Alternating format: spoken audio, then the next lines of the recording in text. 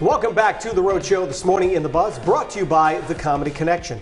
If there's something strange in the neighborhood, did you hear that? And you're the one people call.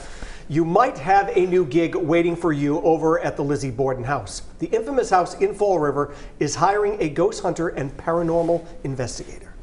All right, it's a part-time gig leading ghost hunting tours at the house. It pays $15 to $25 an hour. Oh, maybe I could take that on. With tips? With tips. Apparently the ghosts are very generous when it comes to gratuity. Right. You would be working the night shift, and they are looking for someone with at least 1 year of experience in paranormal investigation. Is that on your resume, Will? How do you prove that? Look, I can't prove it.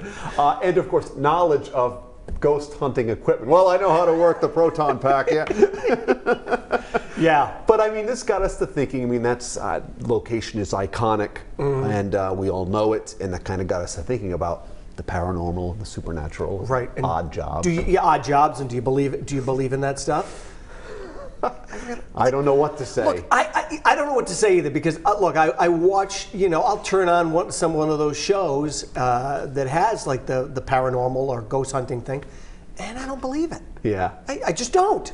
Like, is it entertaining? Absolutely, it's entertaining. Yeah. Do I believe it? No. Well, it's just the notion of being intrigued by the unknown. Right. Because there's no way to, well, some people might argue with it, there is a way to prove it, but because for the most part it's like, it's not right in front of me, so you have to think maybe that the possibilities lead to speculation, and right. It's an endless conversation. Yeah, I mean, even like when they'll play back like the audio from one of these rooms, and I know there are people who believe it and people who buy it, and they play back the audio, and you hear like, and I'm like, what did they say?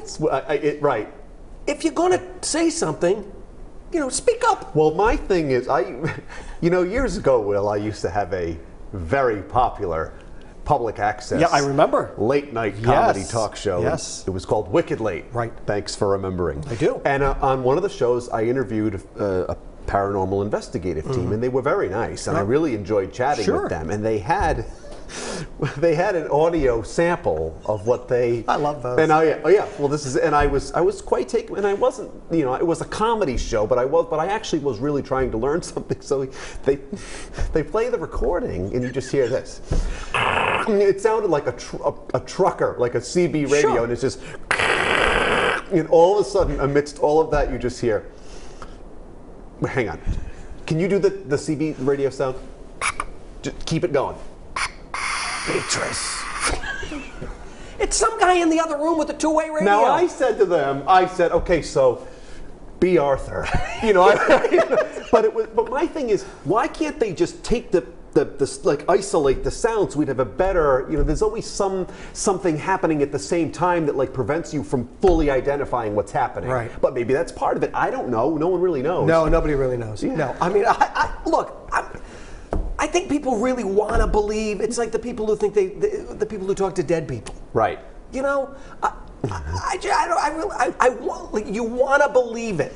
Do I believe it? I don't believe it. Yeah, like it'll be weird sometimes if you're in the middle of there's like a silence and you'll just hear something like a sound or something like that. That then you especially if you're home by yourself or something like that, you think, oh my goodness, but then it's It's a FedEx guy. Put something off. Right. However, no one really knows. I don't want to judge anybody for what they believe. I'm not. Right. It's not the way I am. Exactly. No, let's talk about odd jobs. So a paranormal investigator is something that's not, you don't hear of someone doing every day. I mean, you and I have had pretty regular jobs, I think, for the most part. Right. Some people might consider broadcasting abnormal. Yeah, I'm trying to think like an odd job that I really had.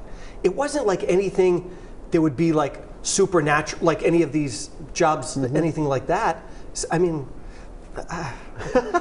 I don't even really know. Do you enjoy going on a ghost tour? Like if there's a group who are going to go on one of those, absolutely, I'll go. They've had those in downtown Providence before. I think it's fun to go. Halloween season. Absolutely, I think it's fun. I remember one year around Halloween, this was years ago, they had like some kind of a tour at Fort Adams, and that was a lot of fun. I think it's cool. We went there at night, which is really cool. And I think if you really do have to have an open mind about these things, and whatever your decision is or whatever you think is the thing, I mean, it's your belief. It's really not right or wrong. Yeah, I mean, I think a lot of people want to believe that someone can talk to somebody from the great beyond. I just don't. Yeah. I don't. And that's all right. And that's fine. I just don't believe that, you see some, and it's like, if Dad's going to talk to me, he's going to come to me. He's not going to come to whoever. Would he need to make an appointment with you? He probably would. Yeah, I mean, he's going to come to that person. He's going to come to me, not through that person. Would you stay at the Lizzie Borden house? Oh yeah, I'd you stay. would. Yeah, I'd stay. Yeah, Right. because it's always one of those. Oh, I'm talking to I can hear your grandmother, Yeah. and they like to cook. Right.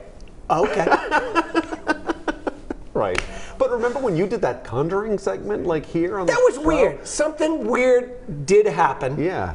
I'm not sure what it was, but and I still can't figure out what happened with that. You were interviewing. The person who lived in the Conjuring house Right. really lived there, and she touched my arm, and my microphone, the microphone and the earpiece that I have, completely went out, and I couldn't hear anything anymore. Really, it was weird how it happened. I don't know if it was coincidence or something. But that's where it becomes. I know that's where it becomes a little crazy. We don't know what's happening. Right. And it did, like, there are things that do happen that will make the hair stand up on your, like, you'll go someplace and it's weird and it's kind of creepy.